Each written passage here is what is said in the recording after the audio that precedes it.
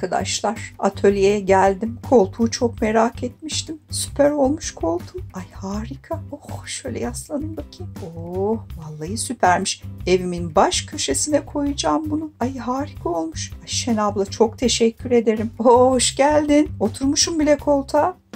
Ay oturmaz mıyım? Bayıldım. Harika olmuş. Ay ben şu şömineyi merak ediyorum açıkçası. Evet şimdi birazdan şömineye başlayacağım. İstersen sen şu güzel üstün kirlenmesin. Gel şöyle köşeye alayım seni. Ay olur. Ay vallahi bir dakika dur bir daha bakayım. Çok güzel olmuş. Ah sabırsızlanıyorum. Tamam hadi gel. Merhaba arkadaşlar. Evet gördüğünüz gibi Barbie'miz sabırsızlaştı. Bir an önce hazırlayıp evine göndermemi istiyor bunları ama tabi böyle kolay değil. Daha boyanacak, üstüne bir sürü şey gelecek. Vallahi ben de çok sevdim. Ne yalan söyleyeyim. Evet atölyede böyle her tarafta arkadaşlar. Tahtalar burada. Şimdi bu videoda şunu daha önceki videoda göstermiştim. Bu bir telefonluktu. Şöyle göstereyim. Telefonlu şömine yapacağız dedik. Odamızın duvarına yapıştıracağız bu şömineyi. Tabii bu şömine dediğime bakmayın. Telefonun şu ön kısmını koltuğa kullandık. Şimdi burayı kapatacağım. Şimdi bir şey denemek istiyorum. Ya bunlarla şöyle yapıştırıp böyle kapatacağım. Böyle de olabilir. Mermer görüntüsü belki verebilirim boyayıp. Ya da şöyle küçük bunları gösteriyorum. Sizdeki evde eğer böyle tahtalarınız varsa bunları da birleştirip bunlardan da şöminenin üst kısmını yapabilirsiniz. Ya da elinizde böyle herhangi bir şey yoksa yine şömineyi yine bunları birleştirerek çok basit şekilde kendi şöminenizi oluşturabilirsiniz. Böyle kare şeklinde bir şömine yapabilirsiniz. Ya da gidip hobi dükkanından böyle bir tahta bulup etrafını döşeyebilirsiniz. Benim yaptığım gibi. Hadi gelin başlayalım. Şimdi şu tahtaları yine silikonla birleştireceğim. Bu sefer şöyle uçlarından birleştiriyorum. Fazlalığını alıyorum. Sıcakken elinizi sürmüyorsunuz. Şöminemin üst kısmını oluşturacağım şöyle. Sanırım 2 tane bundan yetecek.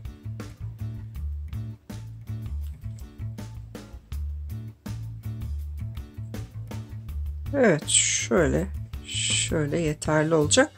Burayı da televizyon yapacağım. Televizyon yeri değil mi? Yani televizyon olabilir ya da bir tablo yerleştirdim ya da ayna olabilir. Ayna yapabilirim. Bilmiyorum şu anda aklıma geleni söyledim. Televizyon ya da ayna, klasik bir ayna yerleştirebiliriz. Siz de fikirlerinizi yazın bana. Evet şimdi bunları böyle yapıştıracağım. Arkadaşlar şundan vazgeçtim. Şuralardan çok fazla çıkıntı oldu. Bunları söktüm. Şimdi bunları yine şöyle yan yana yapıştıracağım. Sanırım 4 tane yeterli olacak yine bana. Koltukta yaptığım gibi şöyle yan yana yapıştıracağım. Bu tahtalar çok güzel. Bunlardan alıp hem denge oyunu oynayabilirsiniz seviyorsanız öyle şeyleri. Hem de böyle minyatür yapmak istiyorsanız bebeklerinize oda, masa, yatak benim gibi böyle kullanabilirsiniz arkadaşlar. Evet bence bu çok daha mantıklı oldu. Hatta şöyle yerleştireceğim. Şuralardan. Evet. Vallahi güzel oldu. Çok da dekoratif bir şey oldu.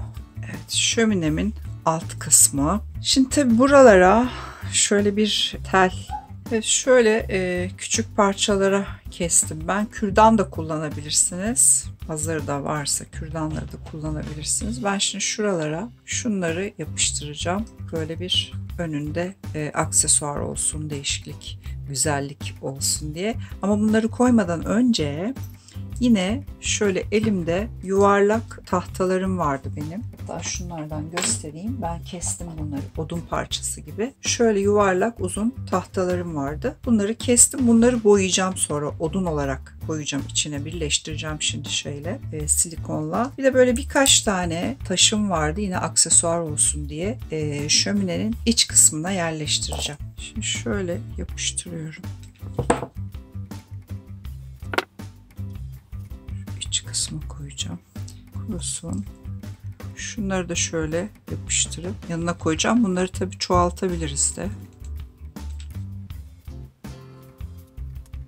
Şimdi Şimdi arkadaşlar ben bu videoda şu iç kısmını boyadım. Çünkü şunları yapıştıracağım. Tahtaları ve odunları yapıştıracağım. Odunları da boyadım. Şimdi iç kısmını bende böyle rölyef pasta vardı. Bu doku veren yaldızlı bir boya rölyef. İçinde biraz doku olsun istedim. Bu şöminelerin içinde böyle taş dokusu vardır ya. Taş vardır daha doğrusu. O taş dokusunu vermesi için böyle bir şey yaptım. Buralarını tabii diğer videoda boyamayı göstereceğim size. Şimdi odunları yerleştirip bir de o küçük çubukları yerleştireceğim. Izgaralarını yapacağım yani. Evet, hafif kurumuş odunlarımı yapıştıracağım. Şöyle dekoratif olsun diye şu taşları da kuracağım. Gerçi şöyle biraz geriye doğru iteyim çünkü şeyleri yapıştıracağım, çubukları yapıştıracağım için.